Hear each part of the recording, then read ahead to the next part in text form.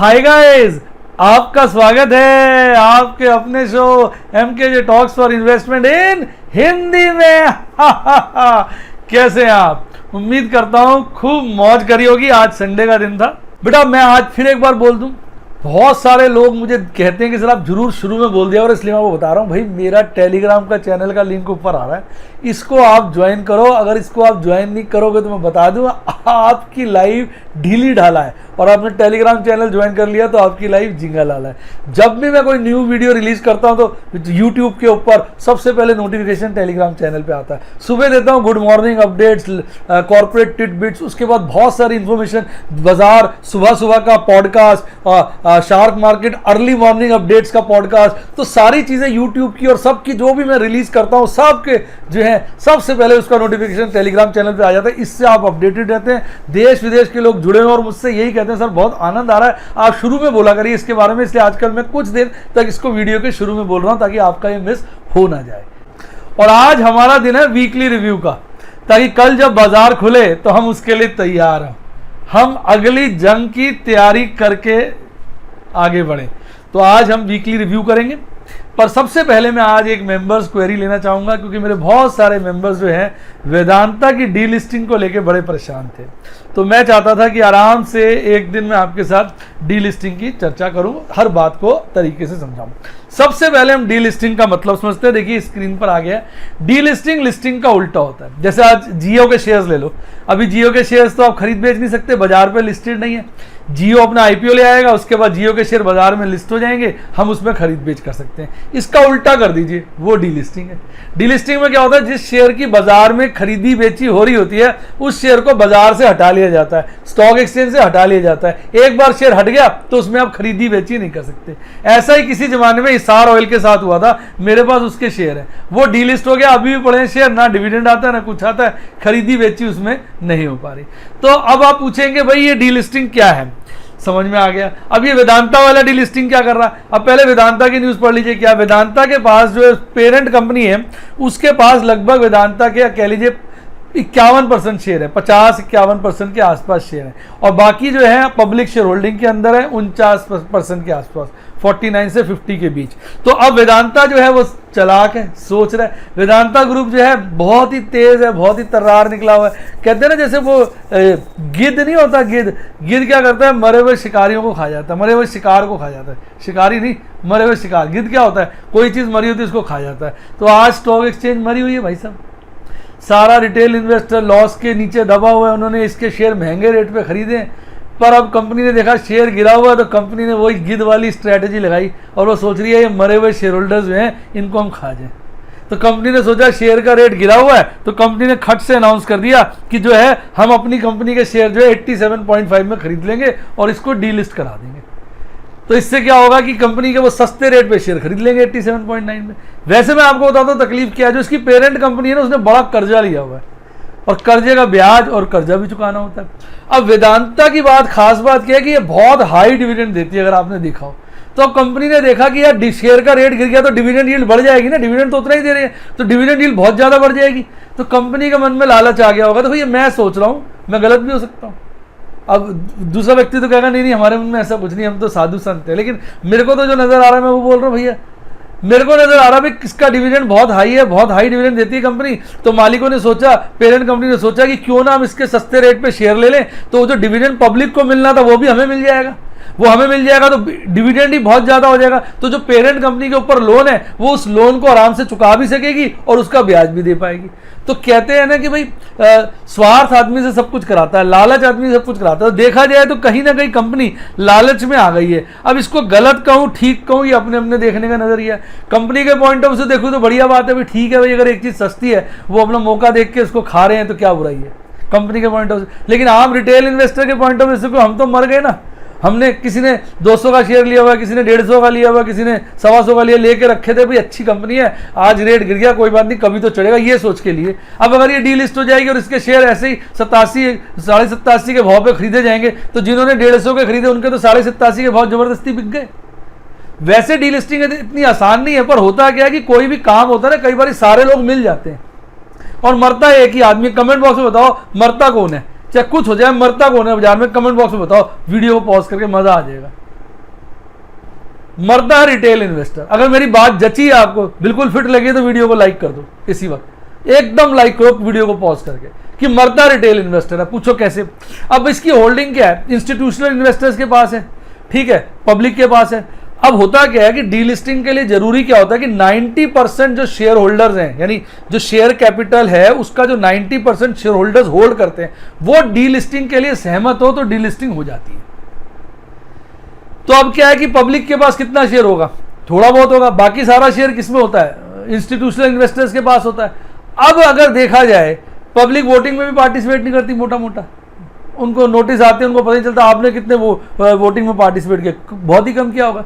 करते बड़े लोग ही पार्टिसिपेट हैं। अब ये सब बड़े लोग मिल जाएगा, मेरी क्या होता है, कंपनियां साठ-गांठ कर लेती है। मैं ये नहीं कह रहा हूं कि वेदांता ऐसे करेगी, भाई वेदांता हो सकता है, मुझे क्या पता, बहुत राजा हरिश्चंद्र की तरह बहुत अच्छे लोग हो, बहुत बढ़िया हो, कोई मेरे पर्सनल दोस्त तो है नहीं भाई साहब। बाकी मैं सबका आदर करता हूँ, देश को चला रहे हैं, इतना बड़ा देश के अंदर कंपनी खिलाई है, हम तो इनके सामने चींटी, हमारा तो आदर और सलाम है। बिल्कुल जो ये कर रहे हैं अपने हिसाब से ठीक कर रहे हैं। मैं वैसे बता रहा हूँ, जनरली विदेशों में भी मैंने देखा है और जगह भी देखा है, कंपनियां क्या करती हैं, मिल मिला जाती हैं, फंड मैनेजर के साथ मिल जाती हैं, इंस्टीट्यूशनल के जो हेड्स होते हैं, चलाते तो सबको लोग ही है ना, उन लोगों के साथ मिल जाती हैं, अपना उनके साथ सेटिंग कर लेती हैं। अब किस तरह की सेटिंग करती है, इशारा कर दिया, आप समझ लीजिए। उसके बाद क्या होता है, सभी लोग वोटिंग में हाँ कर देते हैं, सस्ते रेट में कंपनी बिक जाती है। जो मेन प्रमोटर होते हैं, कोर प्रमोटर होते हैं, वो कुछ ना कुछ हर एक को उनकी सपोर्ट के लिए उनको कंपनसेट कर देते हैं और उसके बाद कंपनी की डीलिस्टिंग हो जाती है। अल्टीमेटली जो रिटेल शेयर होल्डर होता है, क्योंकि पैसा तो कई बार इन इंस्टीट्यूशनल इन्वेस्टर्स के पास भी तो हमारा ही पैसा है, म्यूचुअल फंड के पास अगर पैसा पड़ा है तो वो रिटेल इन्वेस्टर का ही तो पड़ा। हमने तो म्यूचुअल फंड खरीदे हैं सारे के सारे यूनिट। अब वो म्यूचुअल फंड के फंड्स मैनेजर हो, ये सब मान जाए, सब एग्री कर जाए तो डीलिस्टिंग हो जाएगी, क्योंकि 90% लोगों, 90% शेयर्स को होल्ड करने वाले, 90% शेयर्स को होल्ड करने वालों की हामी चाहिए। अब वो हामी घूम फिर के आ जाती है और फिर डीलिस्टिंग हो जाती है, आदमी मारा जाता है। ऐसा ही सार ऑयल में हुआ था। आज तक कंपनी ना तो डिविडेंड देती है, पता नहीं क्या चक्कर चलाया, वो डीमैट अकाउंट में पड़े हुए शेयर कुछ भी नहीं आता, कुछ फिजिकल फॉर्म में पड़े। मैंने कोशिश कर दी, अब तो कंपनी का नाम भी बदल लिया उन्होंने, नारायण या कुछ ऐसे कर दिया, तो मैं देख रहा था ताकि आदमी को पता ही नहीं चले क्या हुआ। तो इस तरह से क्या होता है, कई बारी जो है ये हो जाता है। इसमें पर फायदा भी हो जाता है। एक आध कंपनी और हुई थी, उसकी डीलिस्टिंग हुई थी, रिको करके एक कंपनी थी, उसमें फायदा हो गया था। उसमें फायदा क्या हुआ कि कुछ लोग मिल गए, रिटेल इन्वेस्टर्स के कुछ टीम बना ली, क्योंकि 90% लोग चाहिए होते हैं ना। उस वक्त क्या रूल था मुझे याद नहीं, पर मोटा मोटा आपको स्टोरी सुना रहा हूँ। अल्टीमेटली क्या हुआ, देने को राजी नहीं थे, कंपनी को बहुत ज्यादा रेट करना पड़ा, बहुत ऊपर का रेट करना पड़ा। मैं एक बार ट्रेन में जा रहा था, मुझे एक बंदा मिला, उसने मुझे बताया था, तब मैंने उसको कहता रिको का शेयर चढ़ गया, आप बेच दो। मैंने उसने बताया रिको के शेयर पड़े, मैंने कहा हाँ यार 700 पड़े, सस्ते खरीदे थे, भी चढ़ गया।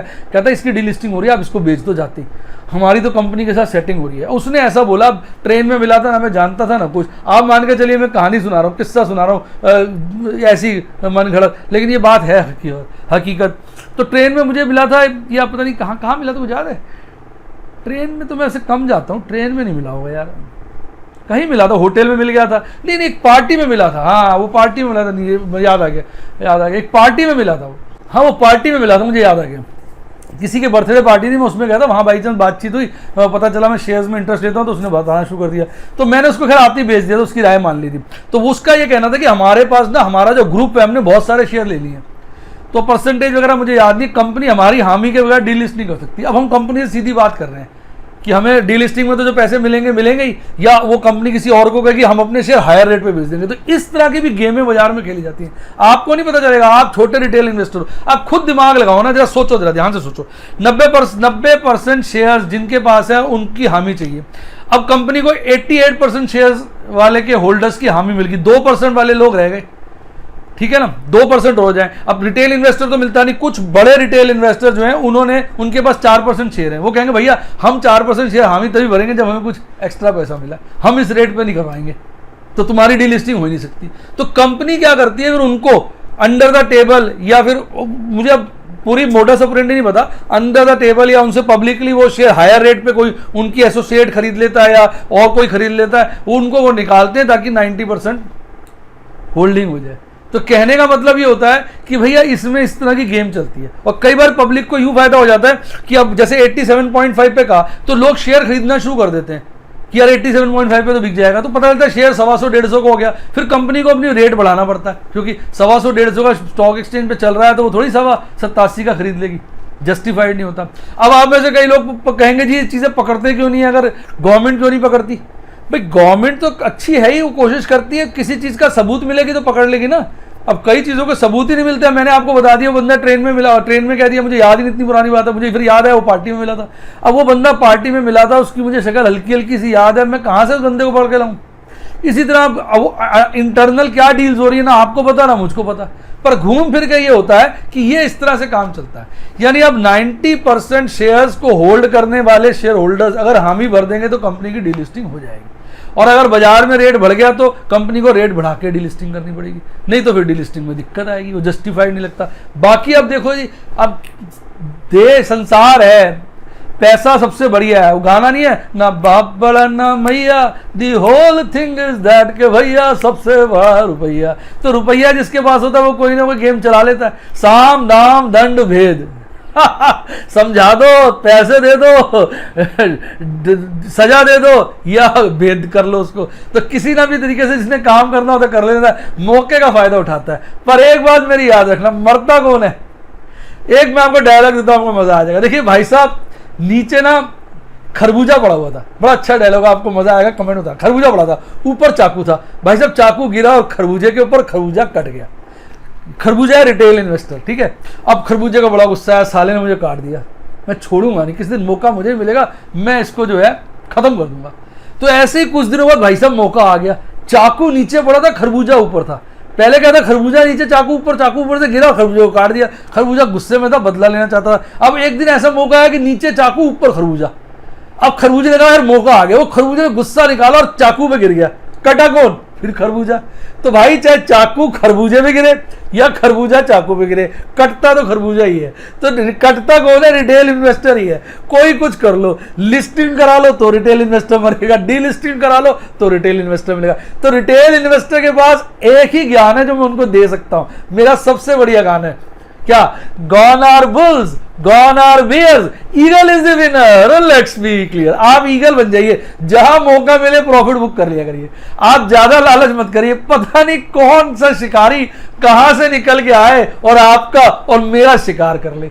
तो ये है सारी वेदांता की डिलिस्टिंग की बात। तो अब हम मेरे से लोग पूछ रहे हैं हम खरीदे ना खरीदे, भाई 87.5 रुपए में कहा है ना कंपनी ने हम डिलिस्टिंग करेंगे मोटर। अब 18 तारीख को मीटिंग है, कल फाइनल पता चलेगा, हो सकता है रेट बढ़ा दें, क्योंकि रेट तो 87.5 से बढ़ के 95 रुपए के आसपास हो गया। अब जिस रेट पे कंपनी कहती है डीलिस्टिंग होगी, उससे नीचे अगर आप शेयर खरीद सकते हो तो खरीद लो, कम से कम वो रेट तो मिल ही जाएगा। पर वो हो भी तो सही 10-15% का फायदा, तभी तो फायदा है। अरे भाई 2-4 रुपए के लिए क्या इतने शेयर खरीद के अपने माइंड को परेशान करोगे? तो भाई ये सारा गेम है। उम्मीद करता हूं डी लिस्टिंग से रिलेटेड सारी की सारी बात मैंने आपको समझा दी, तरीके बता दिए, पास्ट एग्जांपल दे दिए। मैंने कई कंपनियों की डी लिस्टिंग देखी, रिको के तो मैंने बेच दिया, तो भला उस आदमी को जो पार्टी में मिला था मैंने अगले दिन बेच दिया, तो रेट अच्छा मिल गया था, उसके बाद वो डी लिस्ट होगी, हट गई। और इसी तरह एक और कंपनी थी, मैंने बताया वो एसआर ऑयल, मैं उन दिनों बिजी था, पढ़ाने में बिजी था, मेरा शेयर मार्केट से ध्यान हटा हुआ था, तो मैं उसकी डी लिस्टिंग में पार्टिसिपेट ही नहीं कर पाया। तो उसमें मुझे क्या हो गया, पड़े रह गए शेयर। अब कुछ फिजिकल फॉर्म में पड़े और कुछ डीमैट में पड़े। अब उनका ना कुछ नाम भी बोल दिया, नारायण नारायण करके नौसिरा, अजीब सा नाम कर, नाइस सिरा कर दिया, क्या कर दिया, वो देख रहा था मैं, डीमैट अकाउंट में नाम बदल गया कंपनी का, तो वो पड़े हुए शेयर। अब देखो कब क्या होता है। ऐसी एक मुझे कुछ याद है, मेरे को पूरा तरह याद नहीं, एक और एग्जांपल दे देता हूं। डीएलएफ की भी एक बार डीलिस्टिंग हुई थी, तो जिन्होंने डीएलएफ की डीलिस्टिंग में पार्टिसिपेट नहीं किया था उनके पास शेयर पड़े रहे। कई सालों बाद डीएलएफ ने अपनी रीलिस्टिंग करा ली, समझे, पहले डीलिस्ट कराया फिर रीलिस्ट कराया, तो उसकी रीलिस्टिंग तो बहुत हैवी प्राइस पे हुई थी और शेयर 1000 रुपए से ऊपर चला गया था। तो जिन्होंने पिछली बार डीलिस्टिंग में पार्टिसिपेट नहीं किया था, जिनके पास वो शेयर पड़े थे, उनकी लॉटरी लग गई थी।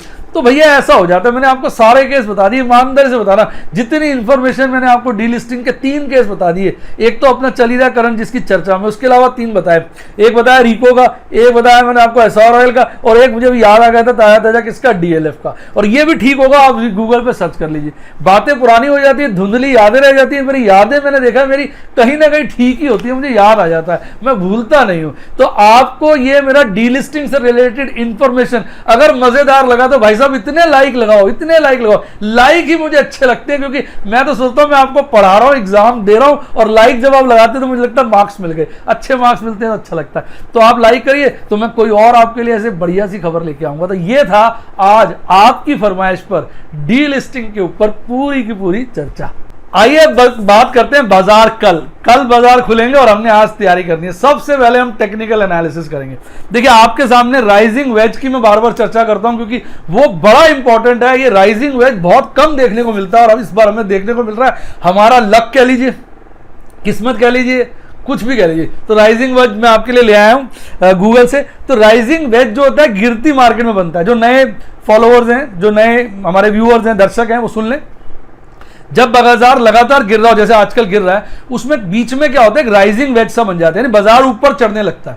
तो अगर हम कैंडल्स की टॉप को मिला के एक लाइन बनाए और कैंडल्स के बॉटम को मिला के एक लाइन बनाए तो ऐसी बन जाती है लाइन, यानी आगे से चौंच और पीछे से खुली, जैसा कि ऊपर चित्र में आप देख सकते हैं। तो देखो ऊपर वाले टॉप्स को मिला के एक लाइन बनाई और एक नीचे वाले लोस को मिला के एक लाइन बनाई, तो आपने देखा एक वेज सा बन गया। इसको बोलते हैं राइजिंग वेज। अगर ऐसा वेज बन जाता है तो चोट से पहले कभी भी देखा जाता है बाजार गिरता है और अच्छी गिरावट लेता है, और यही हालात इस वक्त बाजार में बने हुए हैं। तो अब देखिए जो करंट जो एक्चुअल चार्ट है हमारा निफ्टी 50 का एक्चुअल चार्ट है जो मैंने लिया है, उसमें देखिए बिल्कुल इसी प्रकार की पोजीशन आपको नजर आएगी। राइजिंग वेज बन रहा है और राइजिंग वेज को तोड़ भी दिया, चोंच बनने से पहले ही टूट गया और उसमें बाजार गिरा है और खासा काफी दिन से लगातार गिर रहा है। तो अगर हम टेक्निकल एनालिसिस की बात करें तो टेक्निकल एनालिसिस तो सीधा सीधा संकेत दे रहा है कि बाजार में अच्छी खासी गिरावट आएगी, बाजार अभी खासा गिरेगा और इसके माहौल भी बन गया। तो यह था मेरा आपके लिए एक स्पेशल पेशकश जो मैं हर संडे को लेके आता हूं अगले वीक की तैयारी के लिए। कि अगले वीक की तैयारी में भी अगर हम राइजिंग वेज के पॉइंट ऑफ व्यू से बात करें तो बाजार को गिरना चाहिए, हमें बाजार की गिरावट के लिए तैयार रहना चाहिए। ऐसा राइजिंग वेज वाला जो कॉन्सेप्ट है हमें बता रहा है। अब हम बात करते हैं कैंडल की। अब अगर आप कैंडल्स को लगातार देखोगे, आपको याद होगा कुछ दिन पहले एक आइलैंड बना था, जिसने नहीं देखा हो ना, आइलैंड रिवर्सल बना था। देखो बीच में देखो एक हरी कैंडल बिल्कुल ऊपर चली गई है और उसके जो साथ में दोनों कैंडल है, एक तरफ लाल है एक तरफ हरी है, उसमें गैप है। तो इस तरह की जब सिचुएशन बनती है तो उसको बोलते हैं आइलैंड रिवर्सल। उस आइलैंड रिवर्सल के बाद आप लगातार देखेंगे बाजार गिर रहा है, क्योंकि आइलैंड रिवर्सल भी कहता है अगर तेजी में ऐसा आइलैंड रिवर्सल बन जाए तो बाजार गिरता है। और उसके बाद भी आप देखेंगे कैंडल स्टिक चार्ट भी साफ कह रहा है कि बाजार गिरेगा और वो गिर भी रहा है। बीच में एक दिन यानी आज से लास्ट थर्ड कैंडल देखो, थर्ड लास्ट कैंडल देखो, वो एक ऊपर खिंच गई थी अचानक, लेकिन वो भी बनी थी लाल और बहुत ज्यादा बेयरिश मारूबोजू कैंडल बनी थी। बनी ऊपर जाके बनी थी लेकिन थी क्या, बेयरिश, और वो भी मारूबोजू। उसके बाद भी देखो बाजार 2 दिन खासा गिरा, एक हल्का सा बीच में गैप रह गया और एमकेजे गैप फिलिंग थ्योरी के अनुसार हो सकता है बाजार एक बारी को गैप फिल कर दे, बीच में ऊपर आ जाए, पर जरूरी नहीं है, क्योंकि गिरते बाजार में अगर गैप आता है तो वो कभी ना कभी फिल हो जाता है, उसको हम इतना कंसीडर करते नहीं है। चढ़ते बाजार में अगर गैप आता है तो वो हमारे लिए इंपॉर्टेंट होता है, क्योंकि बाजार नीचे आएगा तो हमें खरीदारी का मौका मिलेगा। पर गैप डेफिनेटली रह गया, कुछ गैप्स रह गए और बाजार आज नहीं तो कल 2 महीने बाद चलेगा, ये गैप तो फिल हो ही जाएंगे। लेकिन अगर जल्दी फिल हो जाए तो एक बारी को बीच में बाजार आपको चढ़ाई दिखा सकते हैं, यही खूबसूरती है। और लास्ट कैंडल भी आप देखेंगे बेरिश ही कैंडल बनी है और लगातार अगर आप देखेंगे पिछले 1 2 3 4 5 6 7 8 9 दिन की अगर कैंडल्स देखेंगे तो 2 तो हरी कैंडल है और बाकी सारी लाल कैंडल है, जो इस बात का फुल संकेत दे रही है कि बाजार खुलता ऊपर में बंद नीचे पे होता है। यानी कहीं ना कहीं कैंडल चीख चीख के चिल्ला चिल्ला के कह रही है कि बाजार में मंदी भरी हुई है। तो ये तो देखिए जी कैंडल स्टिक से हमें नजर आ रहा है। अब बात करते हैं बोलिंजर चार्ट की। तो ये मैं वही वेज वाला चार्ट लें तो बोलिंजर चार्ट में आप देखेंगे मीडियन लाइन बनी हुई है बोलिंजर चार्ट की, एक अपर लाइन है और एक लोअर लाइन है, एक मीडियन लाइन है। लास्ट 2 कैंडल देखिए मीडियन लाइन से नीचे है और last third candle median line से काफी ऊपर थी और लास्ट फोर्थ कैंडल हरी वाली है वो भी मीडियन लाइन से नीचे है। तो बार बार आप देखेंगे कैंडल्स जो है मीडियन लाइन को ब्रीच कर रही है, नीचे जाने की कोशिश कर रही है, नीचे को बैंड को पकड़ने की कोशिश कर रही है। अगर ये नीचे का बैंड पकड़ के चिपक जाती है तो बाजार काफी दिनों के लिए मंदी स्थिति में जा सकता है, ऐसा बोलिंजर चार्ट पे हमें नजर आ रहा है। तो बाजार ऊपर को पकड़ रहा है पहले, लेकिन वो जैसे जैसे वो राइजिंग वेज की चोंच के नजदीक आता गया फटाक से गिरा और उसके बाद उसने ऊपर का सिरा छोड़ दिया, अपर बैंड छोड़ दिया और लोअर बैंड को पकड़ने की कोशिश कर रहा है, चिपकने की कोशिश कर रहा है। और अगर अपनी इस कोशिश में बाजार कामयाब हो जाता है तो फिर आपको एक काफी दिन के लिए अच्छी मंदी देखने को मिल सकती है, यानी कि मंदी के आसार हर तरफ से नजर आ रहे हैं। बोलिंजर बैंड भी चीख चीख के कह रहा है कि यार मंदी की कोशिश की जा रही है, कैंडल भी कह रही है मंदी की कोशिश की जा रही है और राइजिंग वेज तो चीख ही रहा है, चिल्ला ही रहा है कि भैया मंदी है मंदी है मंदी है। तो ये तो हो गई बात इनकी। अब हम बात करते हैं थोड़ा एमएससीडी चार्ट के ऊपर। अब एमएससीडी चार्ट को ले लो, सिग्नल लाइन जो है सिग्नल लाइन को जो एमएससीडी लाइन है बिल्कुल पकड़ के बैठी है, जैसे कहते हैं चिपक किसी की है, बस को काट के नीचे जाना है। अगर वो काट के तेजी से नीचे जाती है, जितनी तेजी से नीचे जाएगी उतना स्ट्रॉन्ग बेयरिश क्रॉसओवर बनेगा। तो एमएससीडी लाइन भी चीख चीख के यही कह रही है कि मंदी मंदी मंदी, मुझे ये लाइन काटने दो, सिग्नल को काट के नीचे जाने दो, बाजार को गिरा दूंगी। तो कहीं ना कहीं, और बार भी देखेंगे आप, पिछले 1 2 3 4 5 6 7 8 9 10, पिछले 10 दिनों में देखेंगे एक ही हरा बार है और बाकी सारे लाल बार है। यानी लगातार गैप जो है किसका, आपका एमएससीडी लाइन और सिग्नल लाइन का कम होता रहा, एक ही दिन गैप हल्का सा बढ़ा। और वो लास्ट वाला गैप देखेंगे जो 12 बिल्कुल जीरो के बराबर है, नहीं वो चिपकने वाली लाइन है। हो सकता है कल सोमवार है, कल ये लाइन काट के नीचे चली जाए। अगर काट के तेजी से नीचे कल को गई तो हाहाकार मच सकता है और बाजार जो है एक थोड़े से लंबे पीरियड के लिए मंदी के दर्शन कर सकती है। अब बात करते हैं आरएसआई चार्ट की। आरएसआई चार्ट भी पीछे जो है ये स्टेबल चल रहा है, ज्यादा ना हिल नहीं रहा है, ये स्टेबल चल रहा है। देखो बाजार का नियम ये है, जो बाजार का नियम है, अगर बाजार 80 ऊपर में 80 और नीचे में 40 इस रेंज में चलता है तो इसका मतलब बाजार में तेजी है, सीधी सी बात है, ठीक है, अपवर्ड मूवमेंट ले रहा है। और अगर 60, ठीक है, और नीचे में 20 की रेंज में चलता है तो कहीं ना कहीं बाजार मंदे में है।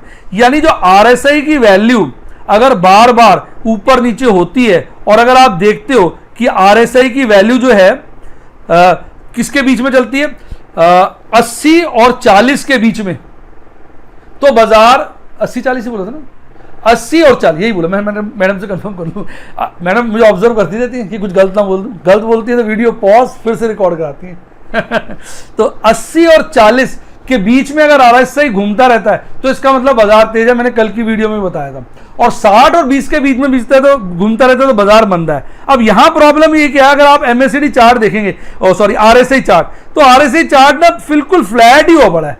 ये अपना जो घूम रहा है वो 50 के आसपास के लपेटे में घूम रहा है। अब 50 के आसपास में घूम रहा है तो नीचे वाले के अंदर भी आ गया 20 और 60 के अंदर, 50 पे घूम रहा है तो ऊपर वाले के अंदर भी आ गया 80 और 40 के अंदर। यानी ये ऊपर कहीं ना कहीं ये घूम किसके अंदर है, 40 और 60 के बीच में। तो ऊपर वाले में भी कवर्ड रहता है, नीचे वाले में भी कवर्ड रहता है। तो इसलिए ये बिल्कुल क्लियर नहीं कर पा रहा कि बाजार गिरेगा या बढ़ेगा। यानी अपवर्ड और डाउनवर्ड ट्रेंड आरएसआई नहीं बता पा रहा। आरएसआई आप कह सकते हैं न्यूट्रल जोन में घूम रहा है। तो अब फाइनल कंक्लूजन कर लें, राइजिंग वेज कह रहा है मंदा मंदा मंदा, और कैंडल्स कह रही है मंदा मंदा मंदा, आपका बोलिंजर कह रहा है मंदा मंदा मंदा, उसके बाद एमएससीडी कह रहा है मंदा मंदा मंदा, आरएसआई कह रहा है मैनू कुछ नहीं पता, मैनू कुछ नहीं पता। पंजाबी में कहते हैं आरएसआई कह रहा है मुझे नहीं पता जी क्या होने वाला है। तो ये था हमारा टेक्निकल एनालिसिस। मजा आया तो कमेंट दीजिए और बताइए आपको कैसा लगा। आइए अब हम ऑप्शन चेन एनालिसिस पे आइडिया लगाते हैं कि आने वाले हफ्ते में बाजार किस रेंज में घूम सकता है। तो सबसे पहले कॉल के डेटा की बात करेंगे। कॉल का डेटा सामने आ गया है। देखिए हाईएस्ट जो ओपन इंटरेस्ट है कॉल का वो लगातार 10,000 पे, और 10,000 पे गौर करिए वो लगातार गिर रहा है। बीच में 14 तारीख को बढ़ा था फिर गिर गया। यानी 10,000 एक स्ट्रॉन्ग रेसिस्टेंस है पर वो कमजोर होता जा रहा है। कैसा लगा डायलॉग? अब 9.5 पे देखिए, 9.5 पे अगर आप देखेंगे तो ओपन इंटरेस्ट लगातार बढ़ रहा है। तो यानी 9.5 10,000 के मुकाबले मजबूत हो रहा है और 10,000 कमजोर हो रहा है। तो यानी हम ये कहेंगे भी 9.5 एक अच्छा रेसिस्टेंस है। इसके ऊपर जाना बाजार के लिए आने वाले वक्त में या आने वाले हफ्ते में मुश्किल है। अब हम 9,000 की बात करते हैं तो 9,000 पे भी देखेंगे लगातार ओपन इंटरेस्ट बढ़ता चला जा रहा है, लगातार बढ़ रहा है और खासा बढ़ गया अपने बॉटम से। मंडे और फ्राइडे को देखेंगे तो बहुत बढ़ गया। यानी हो सकता है आने वाले वक्त में 9,000 जो है वो 9.5 और 10 दोनों को बीट करके ऊपर चला जाए, और वो ऊपर चला गया तो फिर 9,000 बहुत स्ट्रॉन्ग रेसिस्टेंस हो जाएगा। तो अब कॉल्स हमें ये बता रही है, कॉल का जो ऑप्शन चेन एनालिसिस है मोटा मोटा में बता रहा है भी 10,000 पर जो रेसिस्टेंस है वो थोड़ा कमजोर हो रहा है। यानी मतलब उतनी स्ट्रॉन्ग तो है ही, वो इंपॉर्टेंस उसकी कम हो रही है। 9.5 पे इंपॉर्टेंस बढ़ रही है और 9 पे बढ़ रही है। तो यानी 9.5 एक सबसे भारी रेसिस्टेंस है, फिर 10 उसके बाद है, क्योंकि 10 तो बाद में आएगा ना, पहले 9.5 आएगा। 9.5 काटना मुश्किल है, 10 काटना तो बड़ा ही मुश्किल है वैसे तो, ऐसा जो डेटा दिखा रहा है। पर हो सकता है आने वाले वक्त में 9 काटना भी मुश्किल हो जाए, ये कॉल्स का डेटा बता रहा है। तो ये कॉल्स का डेटा भी मंदा मंदा मंदा कह रहा है। अब बात करते हैं पुट का। पुट का ओपन इंटरेस्ट आप देखेंगे लगातार सबसे ज्यादा 9,000 पे चल रहा है, और वो 9,000 पे शुरू में बढ़ा फिर गिरना शुरू हो गया। पर है लगभग उसी रेंज पे, ज्यादा फर्क नहीं है। तो 9000 एक बहुत मजबूत सपोर्ट है। आपने देखा होगा फ्राइडे को, रात को तो एसजीएस निफ्टी ने काट दिया था 9000, पर जब बाजार खुला 9000 नहीं काट पाया। और ये इस बात का सबूत है कि 9000 बहुत ज्यादा स्ट्रॉन्ग सपोर्ट का लेवल है। इसको काटने के लिए बाजार को बड़ी शक्ति लगानी पड़ेगी। अब देखते हैं कल लगाता है कि नहीं लगाता है। अब अगर इसके बाद आप देखेंगे सेकंड हाईएस्ट ओपन इंटरेस्ट, वो लगातार 8000 पे बना रहा, पर फ्राइडे को वो 8500 पे आ गया। तो कहीं ना कहीं ऐसा लग रहा है कि 8500 एक दूसरा लेवल हो सकता है। तो यानी बाजार कुछ ऐसा लग रहा है मूव करने की कोशिश कर रहा है, कहीं ना कहीं मूव करने की कोशिश कर रहा है नीचे की तरफ। पुट एनालिसिस भी कह रहा है, तो पुट भी कहीं ना कहीं बाजार को नीचे की तरफ धकेलने की कोशिश कर रहा है। तो ये तो हो गया ऑप्शन चेन एनालिसिस।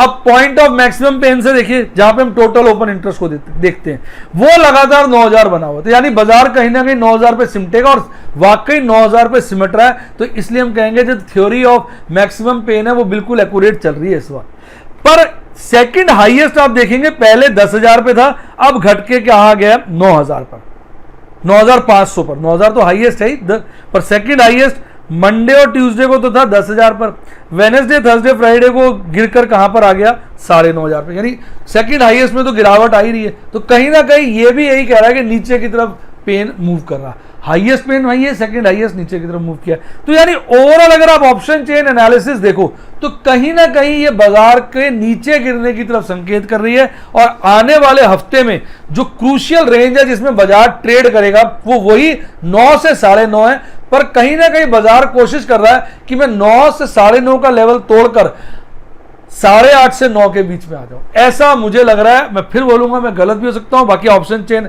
एनालिसिस आपके सामने है, आप समझदार हैं, पढ़े लिखे हैं, आप अपना एनालिसिस खुद भी कर सकते हैं। मैंने आपको सारी इंफॉर्मेशन और नॉलेज तो दे ही दी है। अब बात कर रहे थे पुट कॉल रेशियो के। पुट कॉल रेशियो न्यूट्रल में घूम रहा है, ऊपर नीचे होता रहता है। आप डेटा देख लीजिए, चाहे वो इंडेक्स ऑप्शन हो चाहे एफएन हो, वो इंडेक्स और एफएन हो तो टोटल तो न्यूट्रल में ही घूम रहा है। हाँ, स्टॉक ऑप्शन वाला थोड़ा ज्यादा नीचे है, यानी स्टॉक वाइज बुलिशनेस है। आप बीच बीच में देखते हैं कोई स्टॉक चढ़ जाता है, पर इंडेक्स लेवल पे कहीं ना कहीं न्यूट्रलिटी ही है बाजार के अंदर, और उसमें थोड़ा सा बुलिश तड़का ही लगा हुआ है। अभी तो यही नजर आ रहा है, और ये डेटा मैंने एनएससी की साइट से लिया हुआ। आइए अब बात करते हैं आपके प्यारे एफआईज डीआईज की। इससे हमें आइडिया लग जाता है कि हमारे एफआईज डीआईज क्या कर रहे हैं। तो मैं पूरे हफ्ते की नेट बिकवाली और नेट खरीदारी इन दोनों की और टोटल लेके आया। तो आपके सामने चार्ट आ गया। एफआईज तो लगातार माल बेच रहे हैं, सिर्फ मंडे को उन्होंने माल खरीदा था, अदरवाइज चाहे ट्यूसडे हो, वेडनेसडे हो, थर्सडे हो, फ्राइडे, रोज माल बेच के भागे। डीआईज की बात करें तो उन्होंने मंडे और ट्यूसडे को तो नेट में माल बेचा था, बिकवाली करी, पर पलटी मार के कब वेडनेसडे थर्सडे फ्राइडे को उन्होंने माल खरीदा। तो कहीं ना कहीं जो एफआईज घेर रहे थे बाजार में माल बेच के, डीआईज ने उसको सपोर्ट किया, इसलिए बाजार बहुत ज्यादा नहीं गिरा, नहीं तो 9000 का लेवल कट जाता। अगर डीआईज बिकवाली में उतराते तो 9000 का लेवल कट जाता। अब बात करते हैं टोटल की। तो टोटल तो पूरे हफ्ते बिकवाली ही रही है, चाहे कुछ हो जाए। जब दोनों भाइयों का हिसाब जोड़ लिया तो बिकवाली बिकवाली बिकवाली बिकवाली। तो कहीं ना कहीं यह डाटा भी बेरिशनेस का संकेत दे रहा है, बिकवाली का संकेत दे रहा है। तो ओवरऑल अगला आने वाला हफ्ता मुझे लगता है कि कमजोर होगा, इसमें गिरावट देखने को मिलेगी, ऐसा मुझे प्रतीत होता है। पर मुझे अपने से ज्यादा ऑपरेटर पर विश्वास है। अगर ऑपरेटर उल्टा कर भी दे तो मुझे कोई आश्चर्य नहीं होगा, क्योंकि मैं शुरू से जानता हूं कि भैया बाजार को चलाने वाला एमके जैन या ये छोटा मोटा रिटेल इन्वेस्टर नहीं है। ये जो हम प्यारे प्यारे बच्चे हैं मेरे, वो नहीं चला सकते, मनोज कुमार जैन नहीं चला सकते। बाजार को चलाने वाला ऑपरेटर है। तो ऑपरेटर चाहे तो बाजार को बिल्कुल उलट पुलट कर देता है। ऐसा हमें कल देखने को मिल सकता है। उम्मीद कर रहा हूं वीडियो का मजा आया होगा। वीडियो का मजा आया तो लाइक करिए और अपने दोस्तों के साथ शेयर करिए इस वीडियो को, और मेरे चैनल को सब्सक्राइब करिए। और अगर आप अपने ज्ञान को बढ़ाना चाहते हैं रेगुलर बेसिस पे तो मेरे यूट्यूब के सिल्वर, गोल्ड, डायमंड के मेंबर बनिए। सब्सक्राइब के साथ ज्वाइन का बटन है, दबा दीजिए, सारे के सारे प्लान्स आ जाएंगे विद रिस्पेक्टिव पर्क्स। आप उसको ज्वाइन कर सकते हैं। और इसके अलावा अगर आप मुझे पर्सनल गुफ्तगू करना चाहते हैं तो आप मेरे जो है व्हाट्सएप के सफायर प्लान को ज्वाइन करिए, जहां पे मैं सब कुछ सिखाता हूं एक्सेप्ट एफएनओ। और अगर आप एफएनओ भी सीखना चाहते हैं तो फिर रूबी के मेंबर बनिए। रूबी के अंदर सफायर वाला तो सब कुछ आता ही है, और FNO और आ जाता है। आजकल मैं FNO की बड़ी बढ़िया अपनी तरफ से स्ट्रैटेजीज लगा रहा हूँ। उसके लिए आप अगर उसके स्क्रीनशॉट देखना चाहें और उसको सीखना चाहें, हर बात समझना चाहें, क्योंकि मैं टिप तो आपको देता ही नहीं हूँ, मैं सिर्फ आपको नॉलेज देता हूँ, आपको ट्रेन कर देता हूँ, समझा देता हूँ चीज़ क्या, उसके बाद आप खुले आसमान में घूम सकते हैं। आप अपने बादशाह खुद हैं और अपने शिकार खुद करिए, अपनी कमाई खुद करिए, अपने डिसीजंस खुद लीजिए। और इसके अलावा अगर आपको डीमैट अकाउंट खुलवाना या म्यूचुअल फंड में अप्लाई करना, तो सबके लिंक डिस्क्रिप्शन बॉक्स में। बच्चे बुक्स के लिए बहुत कहते हैं सर बुक्स बुक्स बुक्स बताइए, तो मैंने डिस्क्रिप्शन बॉक्स में कुछ और बुक्स ऐड कर दी हैं, तो उनके भी रेफरल लिंक है, आप प्लीज़ जाके वहाँ जरूर देखिए, उनसे आपको आइडिया लगेगा कौन सी बुक्स को आपने पढ़ना है, वो रेफरल लिंक से आप यूज़ कर सकते हैं। मेरे स्टाफ का नंबर भी जो है डिस्क्रिप्शन बॉक्स में दिया, उसका इस्तेमाल करिए। कोई दिक्कत आती है अकाउंट खोलने में, कुछ करने में, जहाँ तक मदद हो पाएगा हम आपकी करते हैं और करते रहेंगे। इसी के साथ साथ बाय, गॉड ब्लेस यू, और आप स्टॉक मार्केट के बहुत बड़े कहते हैं ना इन्वेस्टर और ट्रेडर बने। बाय।